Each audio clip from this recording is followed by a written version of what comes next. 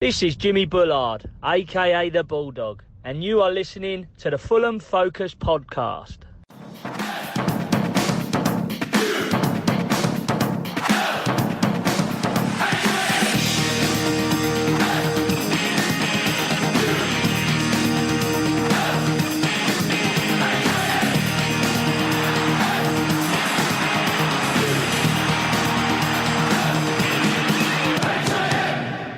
Fulham. Hello, yes, a good morning, a good afternoon, or a good evening to you, however you may be listening and wherever you may be listening. This is the Fulham Focus podcast coming to you during an international break. Thankfully, one of the weeks where Fulham can't lose, so it's a bonus. And even more of a bonus was Wales won and England won. So yay, the world is happy, everyone's joyous, football's coming home, all that jazz. But first, we have to thank Jimmy Bullard for opening the show. Whilst the rest of the world knows Jimmy for his bubbly personality and antics on TV, he was also a very, very talented midfielder who returned from an 18-month knee injury. That was really bad. I know he was long, but 18 months seems really long. And he made a massive contribution to our great escape in 2008 and record high league finish the following season, even though he sort of left halfway through, but we'll get to that.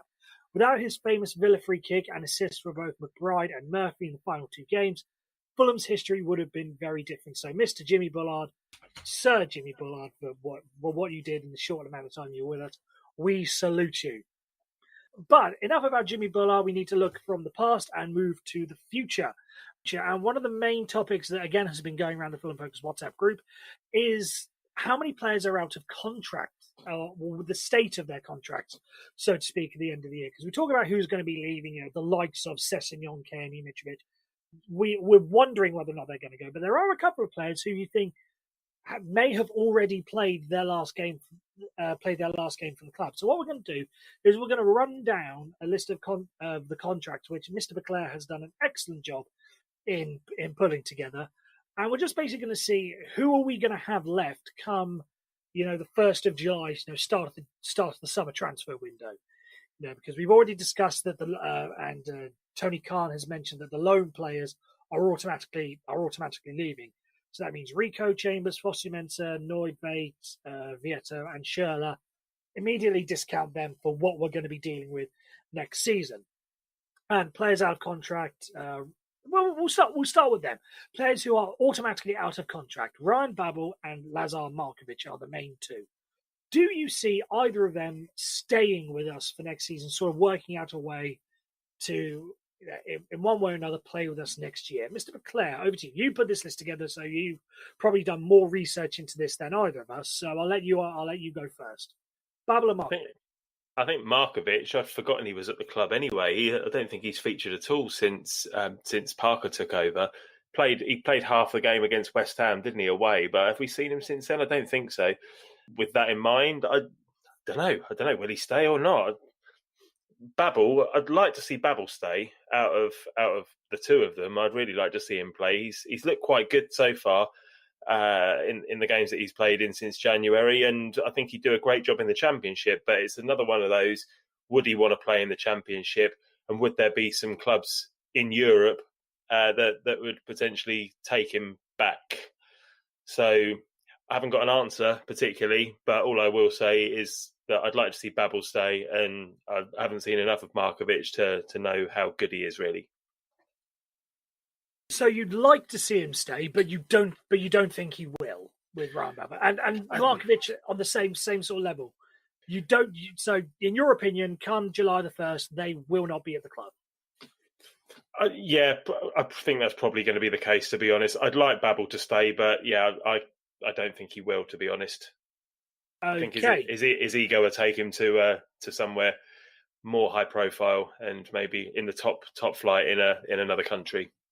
Okay, fair enough. Morgan, same questions to you. I'm sort of in Mr. Boisclair's view. I didn't even know Markovic played at half of West Ham. I honestly couldn't tell. I honestly thought he was yet to make his debut. So that's enough from me. Yeah, well, he did come on, and he came on when we were sort of struggling, and he looked keen, but you'd expect that from a player who hasn't played for 18 months or whatever it was in the first team. He did look a bit like a puppy let out into the park for the first time. And I think of the two players, he's the most likely to stay. I think looking at the players who we have, the likelihood of them staying, I think we might keep him. And I think he'd probably be more thankful than anything to be given the opportunity to stay with the club. I think, he's, in terms of having a squad, I think he will probably be there. Scott Parker, or whoever the manager is, may just go, actually, no, he's just not good enough. I think Ryan Babel, I think Matt's right. I think his ego will take him away from the club.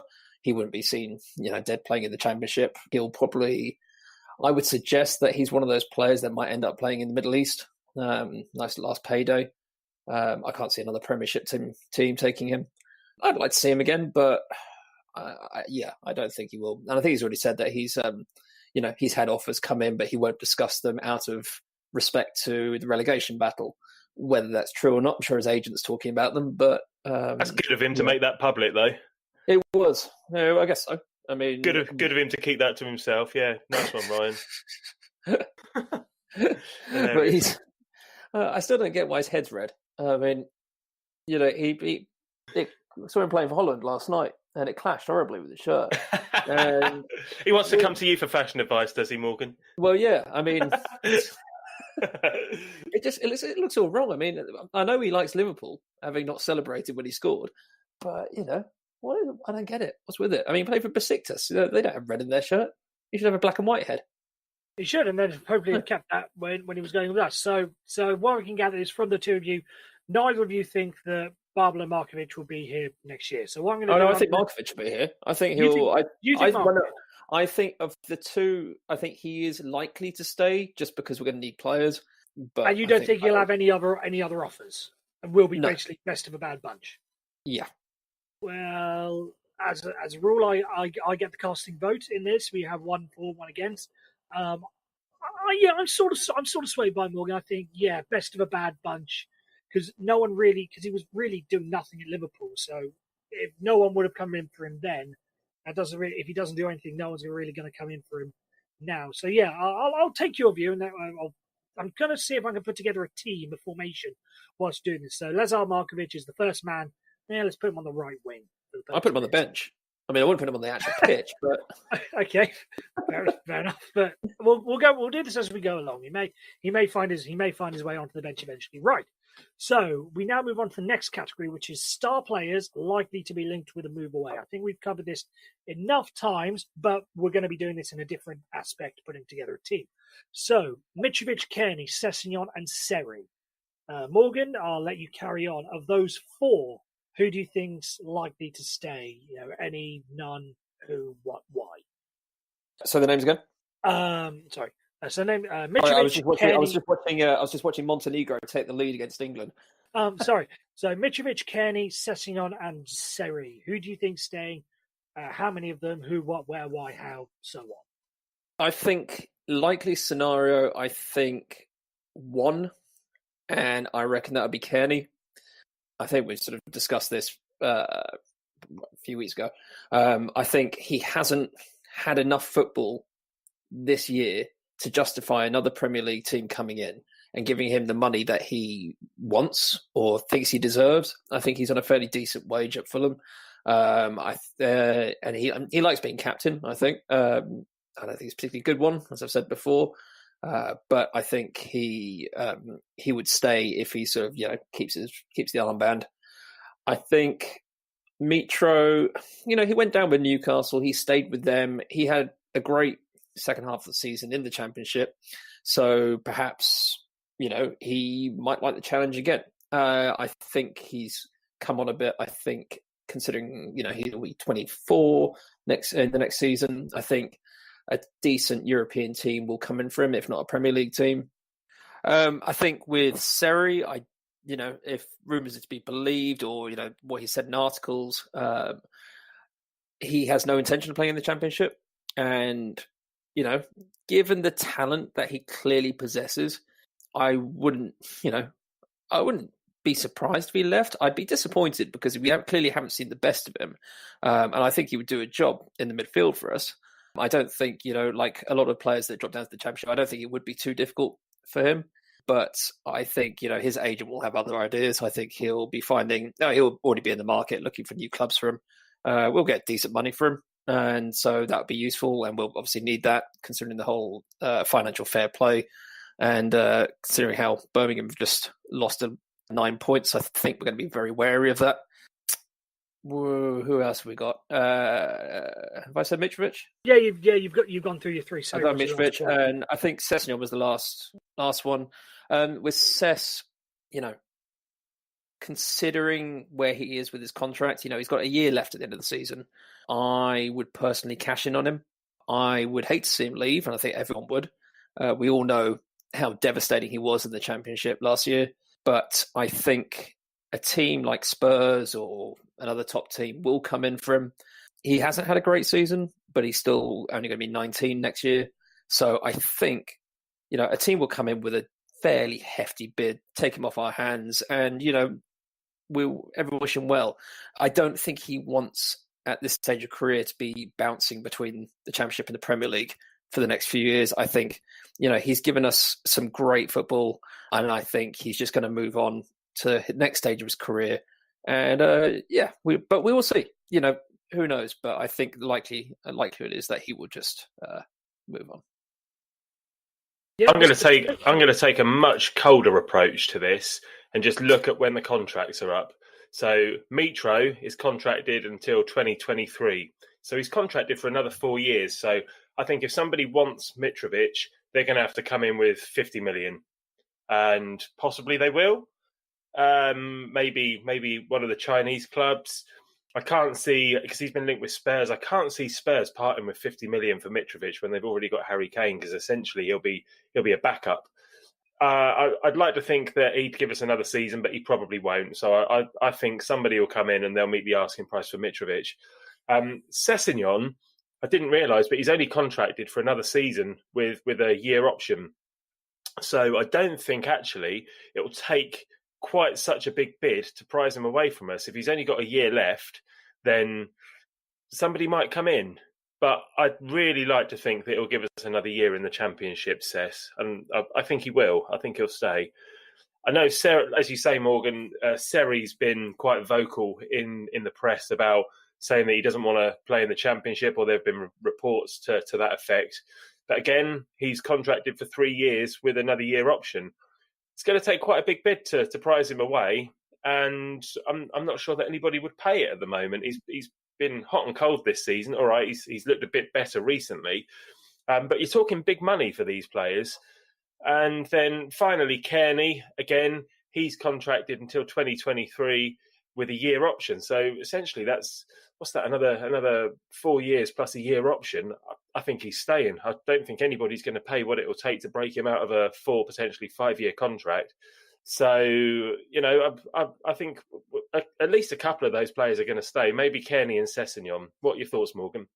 I mean, just want to sort of pick up on the sort of with obviously with Seri and Mitro being on sort of decent length contracts. I mean, do you think that these are sort of situations where we're going to see them go out on season long loans and then potentially sort of waltz back into a Premier League team, or do you think they would actually sort of graft in the Championship?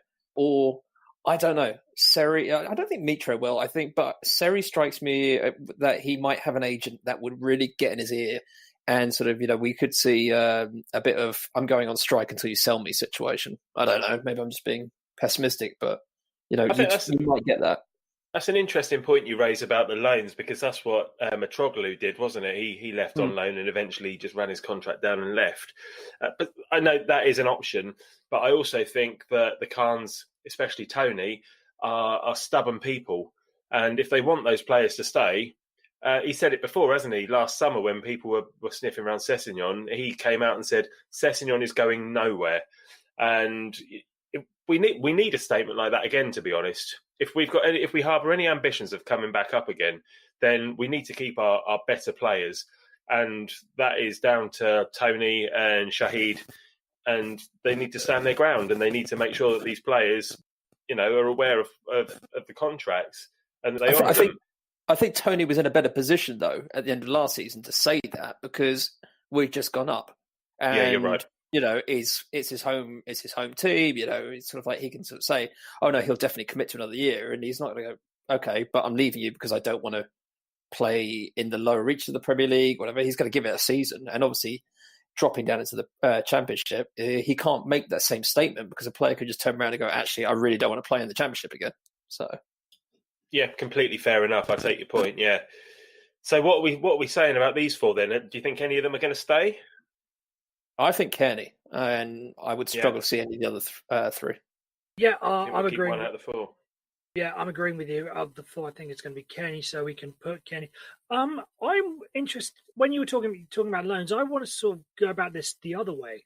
I can possibly see a Spurs or a whoever, it could be any team, coming in with a bid for Sessegnon and then loaning him back to us for a year. I can maybe see that idea rather than us loaning to the Premier League. Someone buys him and then loans him to us for a year. Well, he wouldn't get in anyone's team at the moment. He wouldn't get in the Spurs team at the moment. Well, no, so that's potentially an option. I'm just giving an example. It could be a Spurs, could be a Man United, could be a Liverpool, could be an Arsenal, could be an anyone. It's just an example. Yeah, but he wouldn't get in any of their teams at the moment, really, would he? So what I'm saying is I think that is a potential option that he could be loaned back to us. What you're saying is a fair point. But then don't you... you look at sort of teams like Spurs or United, they see the player that he is, and they saw how he did last year. Obviously, looking at him this season, it wasn't, it's not sort of, he's not blowing the world away like sort of a lot of people thought he would, but he would probably be kept at the club to develop in their training regimes. So he'd make it onto the bench. He wouldn't start many games, but I reckon he'd be coming on as a sub, and I think the clubs would be wary of loaning him back out because I think they'd want to see him develop within their training rather than sending him back to where they know he's developed to a certain point, but certainly looked a bit stale this season. Yeah, let's be honest, his growth and development has really been stifled this season, hasn't it, by being in and out of the team.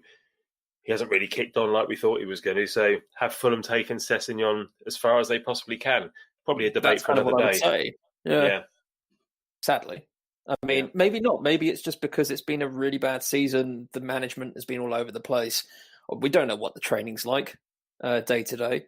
And perhaps he does need to move on to develop a bit further. Or maybe he just needs a bit of a confidence season. Maybe a season back in the Championship, scoring a load of goals, will get him back on the, back on the straight and narrow in that respect.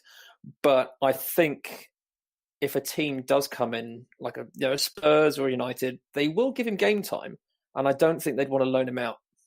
Okay, so after that, we've come to the conclusion that Tom Kenny will be staying with us. So at the moment we have a team of two. So Tom Kenny can play balls to Markovic on the wing, and then just cross it into no one. So we've talked about the big name players, but there are a couple more that we sort of need to look at. And those are players that are out of contract, but where the club have a year option on them and whether or not they're going to be picked up. And those are Stefan Johansson, Neeskens Cabano, Ford Aite, and Dennis Adoy. Mr. Boisclair, how many of those do you see? Do you see any of those players being offered a way back in with the club, or do you think that they've played their last game essentially? I think we should keep all of them. I think the four of them are proved, tried and tested at Championship level, and we're going to need them. I hope Johansson isn't too pissed off with the club being frozen out almost this season, and I hope he comes back from West Brom. He's had some game time now with them, and I can't see any reason to get rid of any of them. I'd invoke the year extension on all of them. Yeah, absolutely. And you mentioned, Stefan Johansson being frozen out by the club. He was essentially frozen out by Jokanovic and Ranieri. So we need to sort of see whether or not he'd fit more or whether he'd enjoy more playing under Scott Parker. And Morgan, same question to you. Did you see any of those being picked up, or do you think they're all going to be told, bye-bye? Again, I'd like Steph Joe to come back. I'd like him to get him back in the squad. Aite would keep. I would have questioned that a little while ago, but he's come on and sort of, had a couple of decent performances, and I think, he would do a job for us again. Cabano, I would release. I'm not a massive fan of his. He's a bit erratic, and I just don't think he was that great in the Championship. And I don't think we need any deadwood going back down there.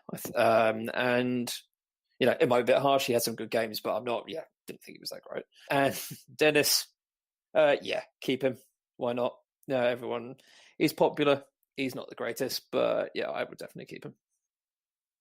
Yeah, I'm sort of on your view with basically both of the wingers, Cabana and Anita. I think their time's passed.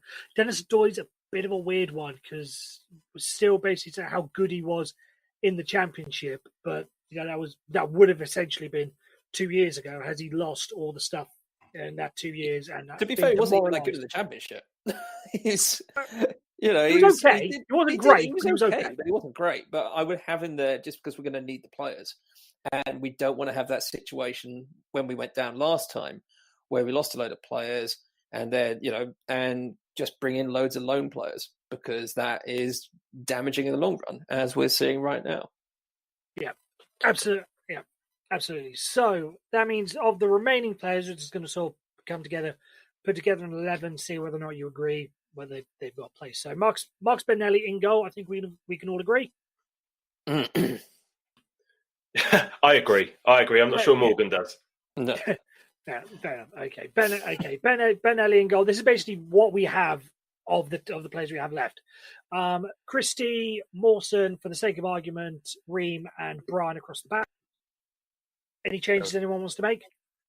Sounds decent. The only other thing would be to play Adoy at right back, but I think that's fair. Yeah, I probably wouldn't have Cyrus in there, but for sake of argument. Yeah, it's an option. Let's go with the midfield three of Kevin McDonald in front of the back four, Anguissa, and the guy we think is going to stay, Tom Kearney. That's your midfield. Any objections? Probably have Steph Joe over K-Mac. There's the argument to be made. I'd argue we reunite the whole three, personally. K-Mac, Johansson, and Kearney. Yeah, but that's 2 years later. There's 2 years summer holidays in K-Mac's legs. Yeah, okay. And you look at how Anguissa played against Liverpool. If he can replicate some of that form in the Championship, he'd be one of the best players in the division. Okay, so Anguissa stays, Tom Kearney stays, and Stefan Johansson, then are we going with him? Yeah, I think so. Yeah. Okay, that three. Then we're left with that midfield three. Then we got a front three where we're really struggling. Of the players we confirm we have left, Rui Fonte is going to be striker. I think we can all agree if you're going into a championship season, with Rui Fonte as the main striker, you are in a bit of an issue. Yeah. Then we're really lacking wide players. We may have to dip into the academy for those because we don't really have anyone. Kamara, whether or not we can recall him from the loan is weird. I don't know. It's only to the end of the season, so my mistake before. Oh, it is. Oh, okay. So it is. Oh, so we can't. So he'll be with us. He'll be with us then. So Kamara's on the right wing. I think he did okay.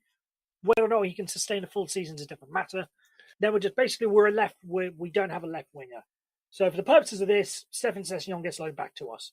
So essentially, as it stands, there's your Fulham team for next season. Bettinelli in goal, Adoy or Christie, take your pick. Mawson, Ream, Brian across the back. Anguissa, Stefan Johansson, Tom Kearney midfield. Aboubakar Kamara, Rui Fonte, and Ryan Sessegnon. That's starting 11 from the first game of next season. So with that front three, we're definitely going to need 3 new front players. Kamara won't play for the club again. I can't see it. Maybe I hope Ryan Sessegnon's still with the club to play in a front three. But whatever happens, if Mitro goes, we need to replace him. No way we're going to start the season with Rui Fonte. Okay, absolutely. Now that first segment is over. A very lively debate. Now it's time for my favourite. I hope it's your favourite as well. It really should be. It's the quiz. Fulham. Right. So now here we go. It is the quiz, and there's going to be a lot of weirdness in this quiz. That's all I'm going to say. It's not your usual quiz. Well, it is your usual quiz, but it's going to take a bit of a weird turn. So round 1, we have who made the assist.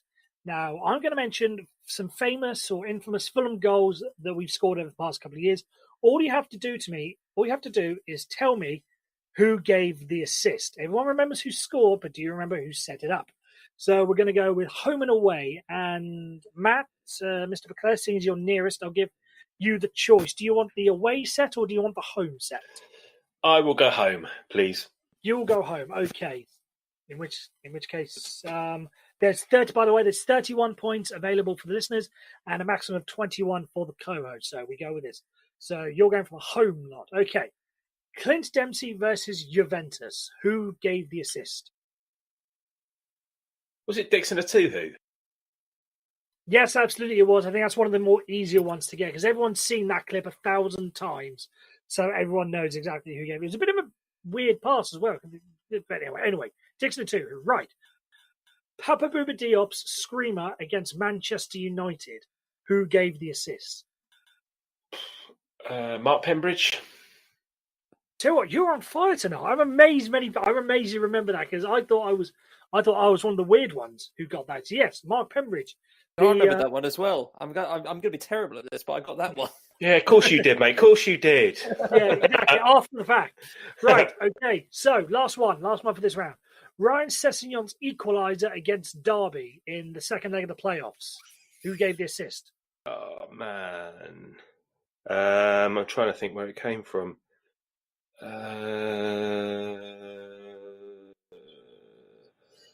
can't bloody remember. Can't remember that one. Who was playing left back for us last season? I can't even remember that. I'm going to stay come quiet. on, you should remember that.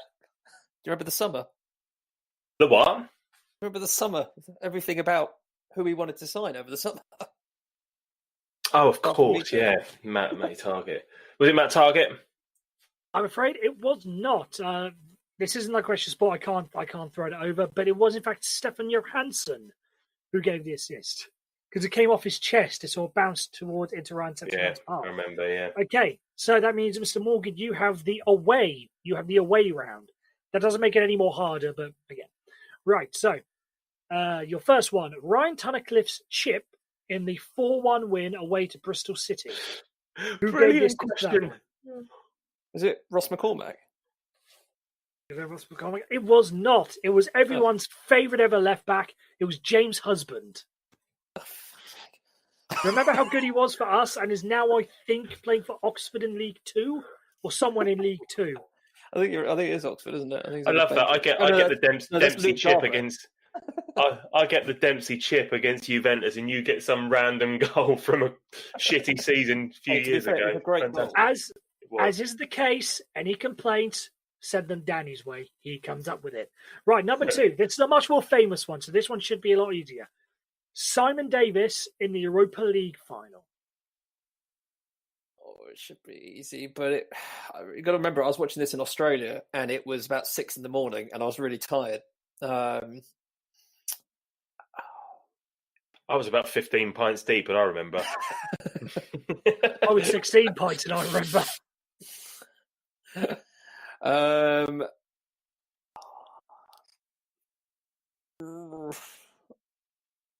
I've had a massive mind blank. Zoltan Gira. Your mind blank is correct. It was Zoltan Gira, although the cross did come via an Atletico player's head. But for the purpose of this, we're going to give Zoltan Gira the assist. Okay, now, here's another famous one. Our first ever goal in the Premier League, Louis Saha against Manchester United at Old Trafford after like 3 minutes or something. Oh, I was there. It was great. Lee Clark. This should be easy. Well, yeah, really. It was down at the other end. Lee Clark. Amazingly, that was the same guess I gave when Danny ran me through this afternoon. No, it was the other shaven-headed midfielder. It was Sean Davis. There you go. Sean Davis is now sort of... Well, he's not even shaven-headed. Why do I think he had a shaven head? Did he have one later on? He had a shaved head for that. Was he there? Okay, no, I knew he had I knew he had his hair cut short at some stage. I just couldn't remember when it was. Okay, by the way, so... I need to fess up where I was gobbing off, saying I knew who got the assist for the Europa. I thought it was Zamora. I'd have got that wrong. Fair enough. I'm going to shut up for the rest of this.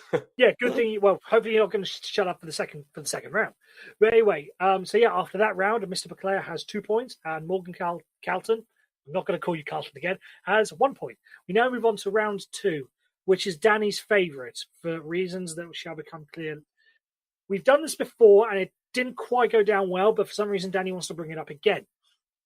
I'm going to give you each a set of names of footballers around the world, and you have to tell me whether or not they are real names of real players or if Danny has just made them up. Okay?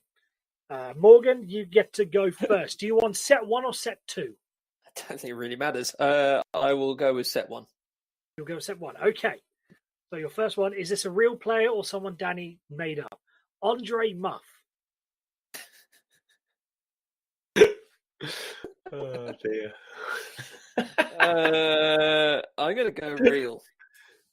Going to go real? And you would be correct. Andre Muff, a Swiss striker with 2 caps.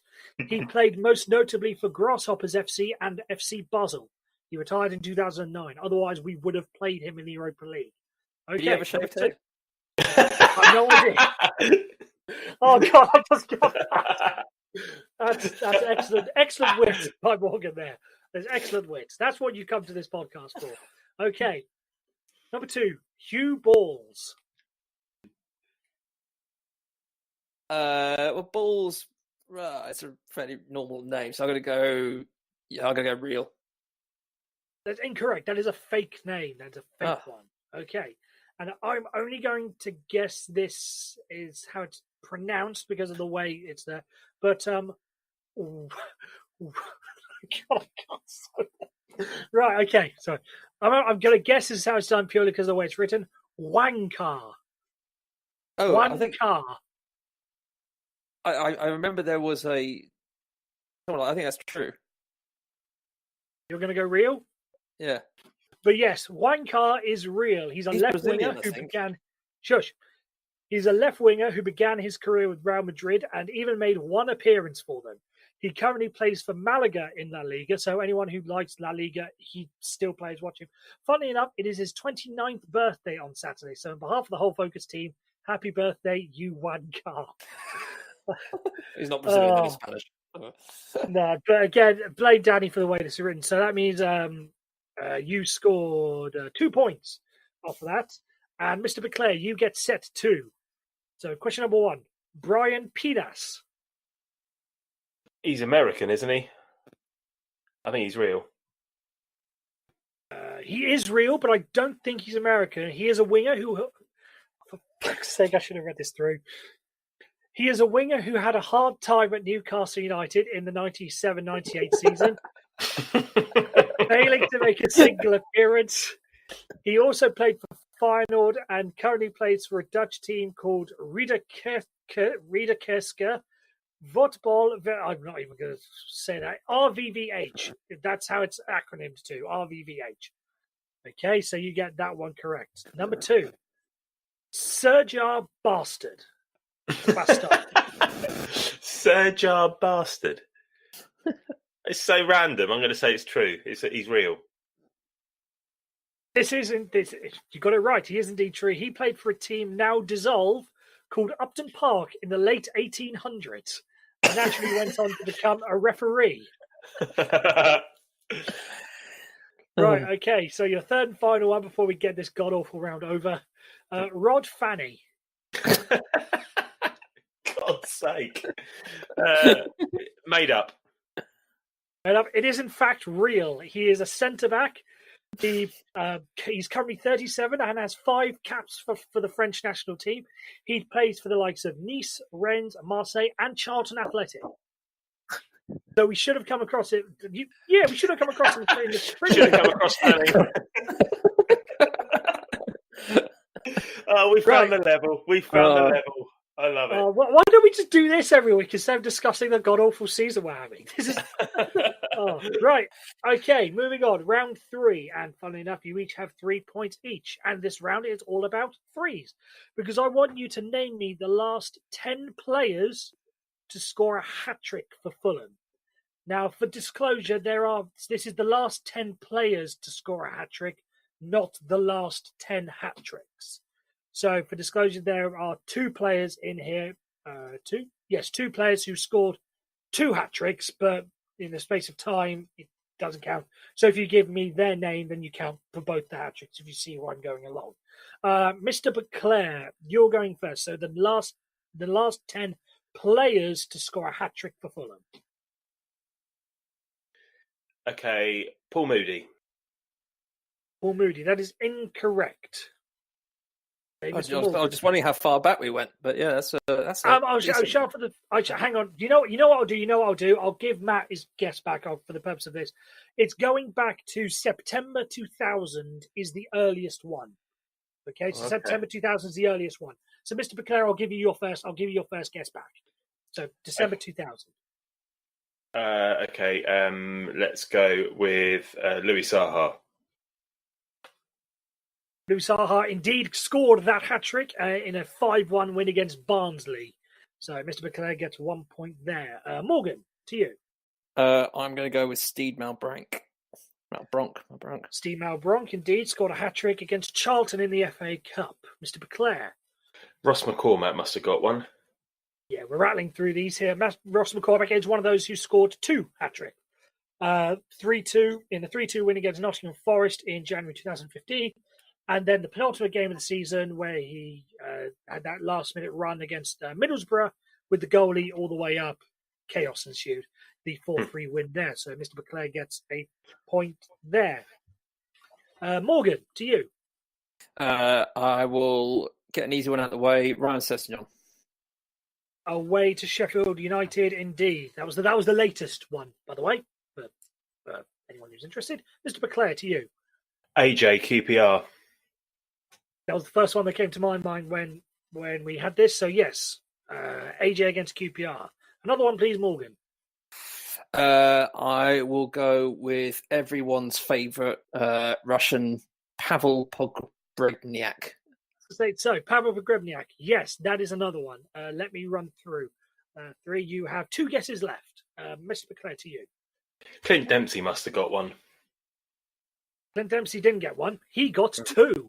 Oh, okay. Because in the 5-2 against Newcastle in the Premier League, and then another one in a 4-0 win against Charlton in the FA Cup. Morgan, back to you. Penultimate guess. Okay, so 2000. I'm gonna. Oh, hang on. I'm a bit low on ideas now. I'm gonna go with Luis Boamorte.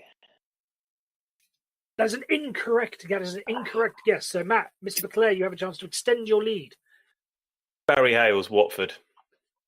Bingo, you even got the game. I should give you a bonus point, but I don't think I'm allowed to. So, yeah. So, Morgan, last guess. Hang on, just going through.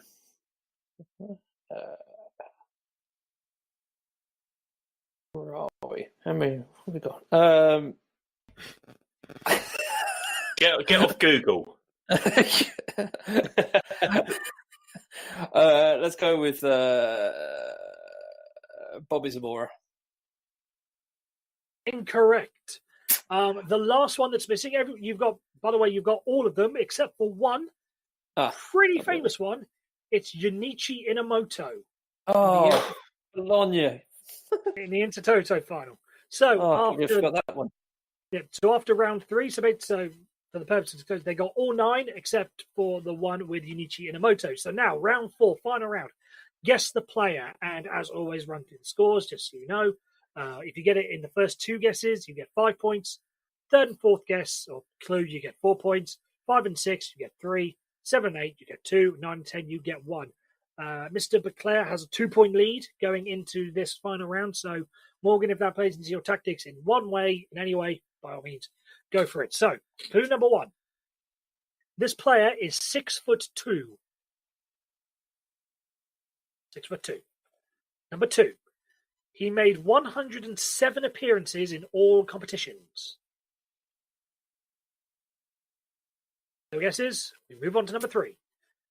He has played and scored in the top 2 divisions for Fulham. No guesses? I feel like an auctioneer here, scanning the room. Number 4. He signed on a summer deadline day. No guesses? Well, how many points do I need? I need 2 points, don't I, to draw level? 2 to tie, 3 to win, yeah. So if you want to win, you basically need it in these next 2 clues. He played games for the managers either side of Felix Magath's reign, but never for Felix himself. So to reword that, he played for Mullenstein and Kit Simons, basically. But he didn't play for Felix Magath. No guesses, we move on to number 6. He is somewhat of a national treasure for his country, and he has 115 caps, scoring 25 goals.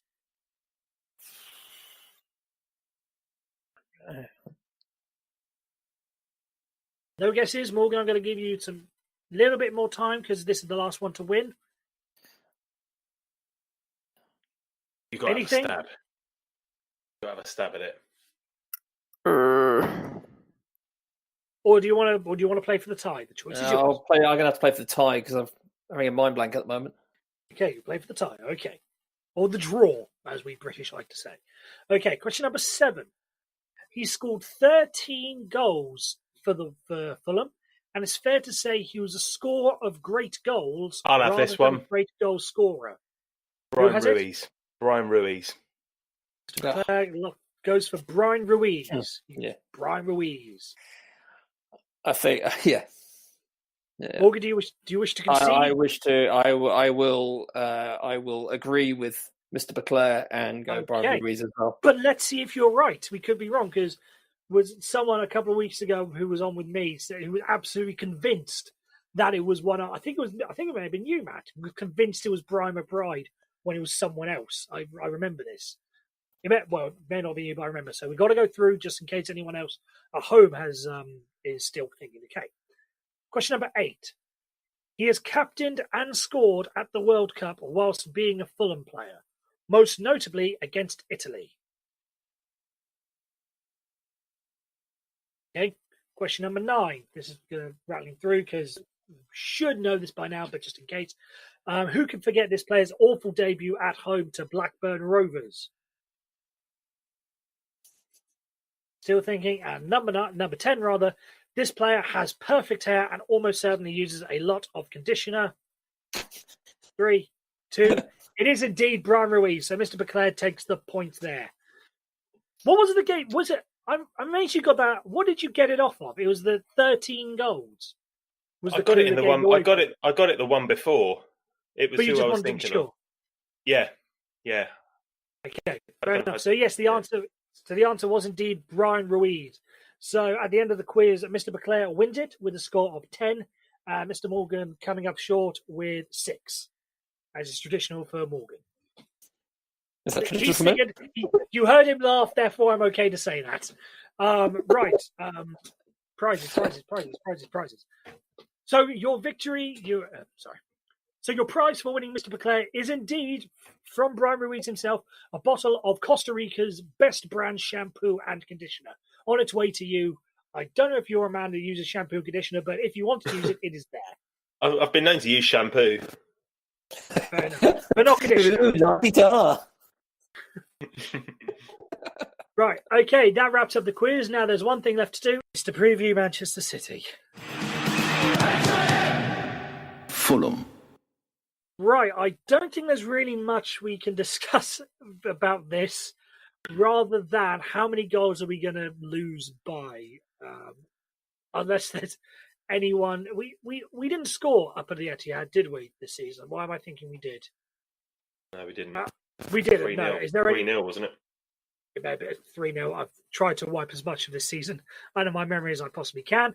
Mr. Boisclair, seeing as you were talking, just give us a quick preview of the game. How many are we going to lose by? Do you think we can at least score a goal? Do you think that these 2 intensive weeks that Scott Parker's had with the team, you can finally maybe get something decent attacking out of them?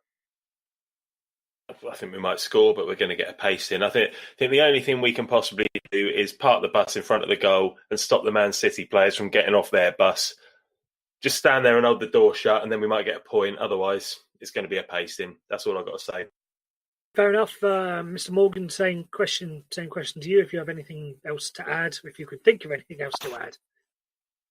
Yeah, it's hard to disagree with Matt. I mean, Man City are playing for the title, and they're playing very, very well. And they have players who we'll happily dismantle our beleaguered defence. And unfortunately, I kind of feel that's what's going to happen. So if we can keep it below cricket score, I think that'll be good. I think if we're going to go into the last few games of the season with our heads held high, then we need to actually sort of put in a good performance, even if we don't get a result. And when we're down to a penalty in the last few minutes like Liverpool, but let's just hope that they give a good account of themselves. Yeah, let's hope that we can give a better account than your microphone did over that estimation. So that's really left. Again, there's nothing more than I can say that these guys haven't already said about Manchester City. Once we get through this, as Morgan sort of alluded to, once we get through this set of fixtures, it does become a lot easier the other side of this. So after this week, now we're going to finally see what Scott Parker's made of. Let's not judge him too partially on what happens against Manchester City, but it is unfortunately time for us to end this edition of the Fulham Focus podcast. I want to thank my two co-hosts for joining me tonight, Mr. Morgan and Mr. Matt Baldwin. All that's left for me to say is that you can keep up to date with everything that's happening with Fulham Focus, with all the Q&As, the blog, the interviews, the podcast. Go back and listen to old editions. I don't know why you would, but maybe you fancy a laugh, maybe that kind of person. I don't know. But just go on to fulhamfocus.com. You can keep in touch with us on Twitter at Fulham_Focus. Same on Instagram at Fulham_Focus. We like to do these, listener question sessions. So if ever you have a question that you want to ask, or a topic that you feel isn't being discussed, or maybe is being too discussed, then by all means let us know, because we are very much, we are fans just like you. We want to listen to what you have to say, and we will take it on board. So with all the technicalities and legalities out of the way, one more thing. Come on, you Whites.